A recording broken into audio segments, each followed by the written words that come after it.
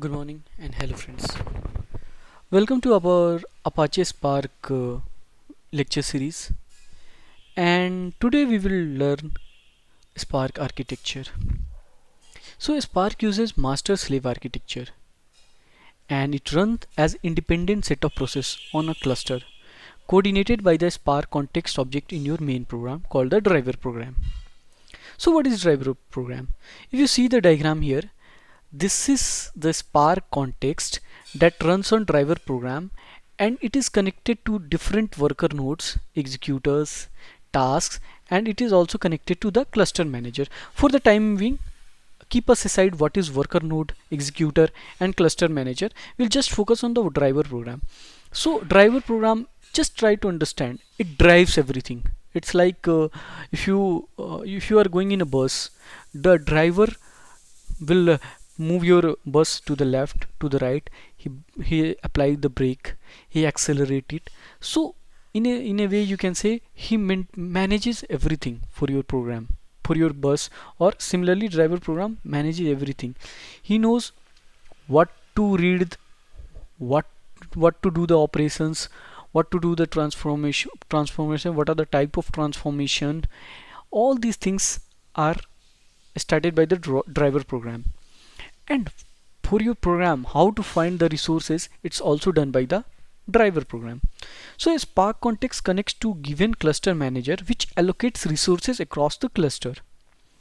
You already understood, it connects to the cluster managers and allocate resources across the cluster. How many executor nodes we need required, and where to assign all our tasks on which executor nodes. All these things are done by Spark context.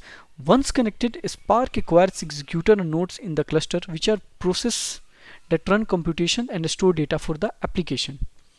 Next, it sends the application code to the executors. Finally, Spark context sends task the executor to run. So if you see here, it gives the task to the executor and it transfer the code also. I think we have already understand data locality and code on in our previous lectures in Hadoop series. So it transfer code to the each and individual worker node, and here it start executing on the worker nodes. We can learn about task cache in our upcoming videos, but for the time being just understood that this is the driver program and these are the worker nodes. So driver program is always runs in a master, as a master, and worker nodes always run as a slave. And cluster manager, it provides resources for your driver program, how many worker nodes and where to run the tasks. All these things are managed by your driver program. It just connect to the cluster manager and get the resources from here onwards. Driver is a JVM process that hosts a Spark context for the Spark application and schedule task on the cluster. Each application gets its own executor process which stay up for the duration of the whole application and run tasks in multiple threads. So the applications are isolated from each other on both the driver side and executor side, and data cannot be shared across different Spark application. The driver is accessible over network to the worker nodes. It listens for requests and accept incoming connection from its executor throughout its lifetime. Executor is a distributed agent that is responsible for executing tasks.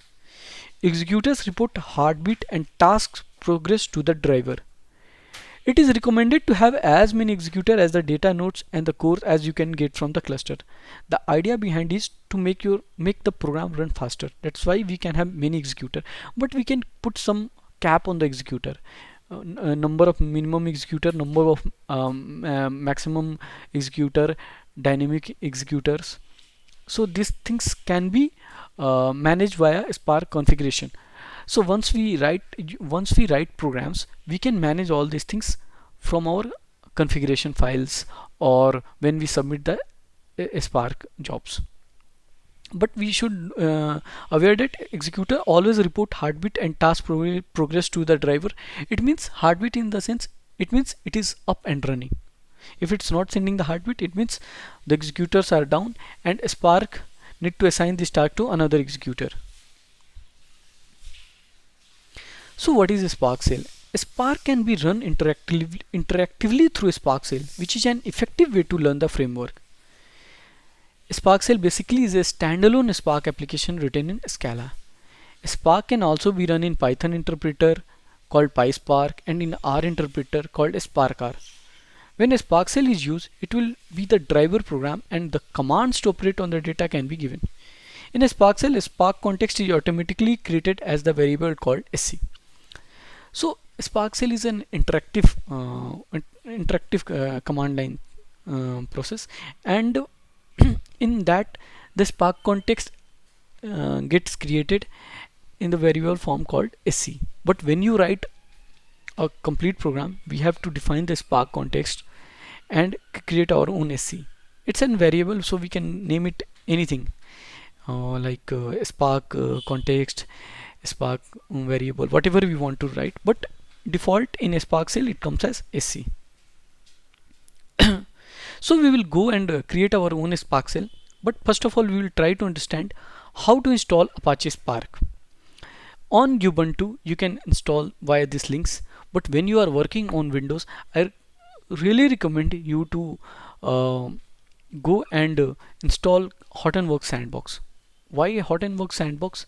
Because it does not have only Spark, it has different things, tools like Hive, Kafka, uh, and you have a Hadoop managers.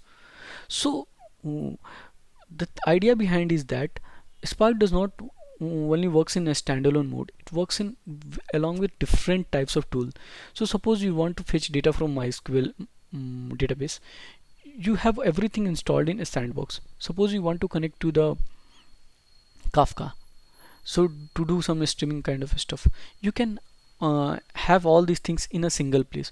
So to make your work easier, to make your understanding easier, I really recommend to go and download Hortonworks Sandbox on the Windows. There are some prerequisite for installing Hortonworks Sandbox on the Windows. One of them is you should have 8 GB of RAM. That is required. And if you have i3, i5 or i7 processor, it will definitely work faster. Now the next topic is RDD, Resilient Distributed Dataset. So Spark's core abstraction for working with data is the Resilient Distributed Dataset. And RDD is simply an immutable distributed collection of elements. In a Spark, all work is expressed either creating new RDDs, transforming existing RDDs, or calling operation on RDDs to compute a result. Spark automatically distributes the data contained in RDD across the cluster and parallelize it, the operation data performed on them. Each RDD is split into multiple partitions which may be built on different nodes of the cluster. It is default recomputed each time an action is run on them. And the ability to always recompute an RDD, actually why RDD is called resilient. When a machine holding RDD data fails, Spark uses this ability to recompute the missing partitions, transparent to the user. So how to create an RDD? User can create RDDs in two ways: by loading an external dataset or by distributing a collection of objects in the driver program. So in our today's demo, we will see how to create an RDD using a distributing a collection of object. So let's pause this video for a second and we will start our Spark Shell, and I will show you how to open a Spark Shell, and I will guide you on how to create a collection of object in the driver program.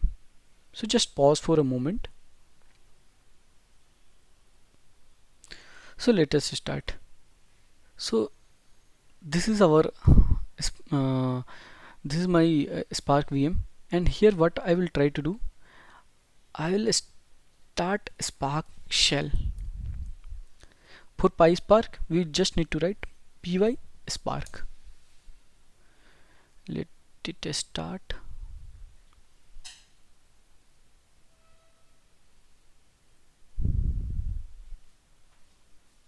It's taking some time. Oh, okay. Oh, it's starting.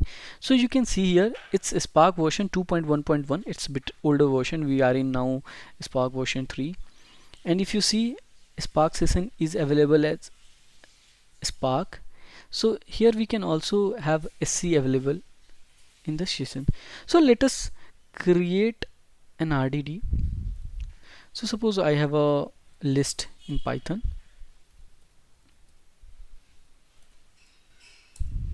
Okay, and what we need to do, we just parallelize everything. So for this we already have a variable called sc initialize here, and we need to type parallelize and our variable name e. But once we parallelize it, it will distribute in different nodes.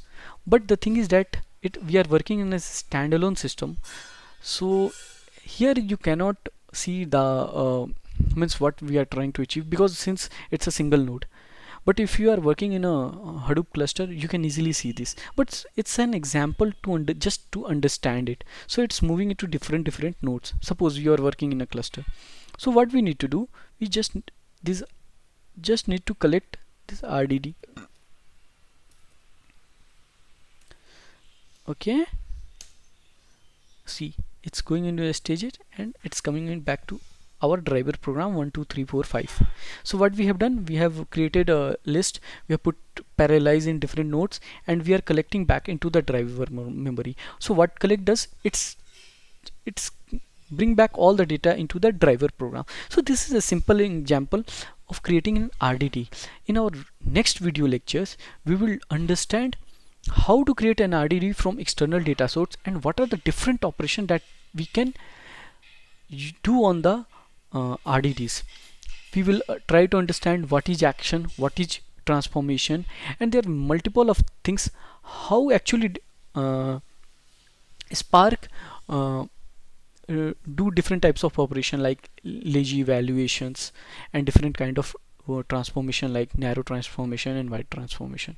So friends, if you like my videos, kindly share it and subscribe my channel. Thanks for watching the video. Thanks a lot.